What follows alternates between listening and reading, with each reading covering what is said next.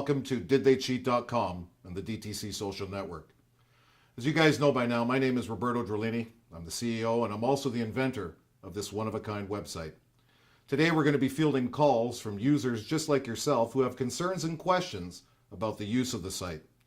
We've got on the line Kevin from Tallahassee, Florida. Love that name, Tallahassee, Florida there, Kevin. Love that city. How are you today? Good, doing good, Roberto. It's nice to be on your show. Thanks very much. Kevin, you had a question for DTC Social? I do. I've been surfing around the site a little bit after being a little bit hesitant about joining, but I wanted to see more inside it, and I saw a lot on your Facebook stream, which is inspiring with a lot of users there. It sounds to me like you had some concerns, though, Kevin.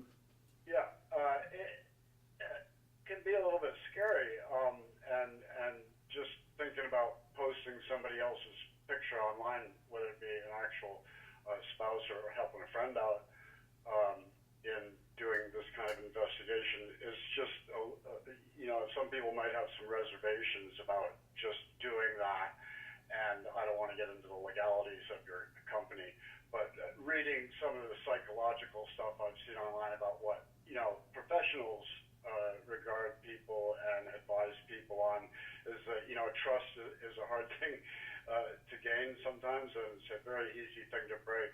That's true. One of the things I read was that, just an excerpt from an article, one of the best ways to restore trust is when the injured partner can say, at least my partner was forthcoming, sort of like they approached the situation together maybe. They came clean, exactly. Yeah, it's especially hard to restore that trust if the spouse learned about the infidelity on their own, such as through a text, email, or private investigator, which leads me into my actual question. So, from what they're saying, if you spy and discover nothing, you may feel reassured, but in doing so, you may have violated your partner's trust, especially if they found out that you used this tool.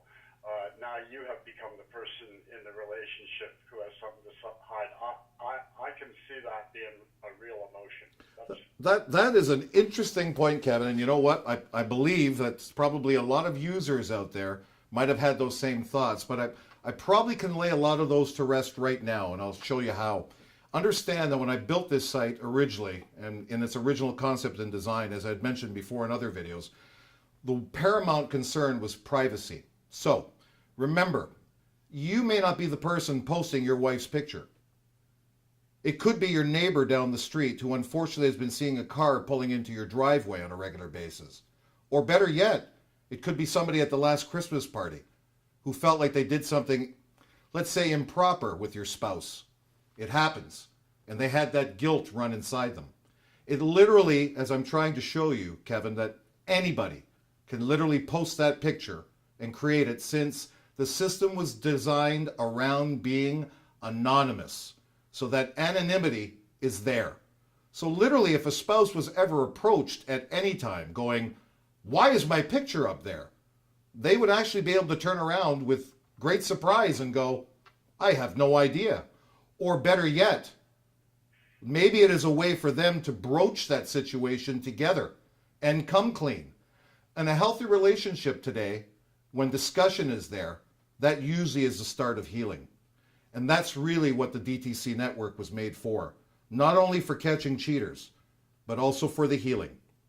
Kevin, I wanted to thank you for calling into the show, number one. It was an awesome question. And number two, hopefully that helped other users out there that were thinking about the exact same thing that Kevin was. Look forward to seeing you on our future videos with didtheycheat.com. I'm Roberto Drolini. Stay happy.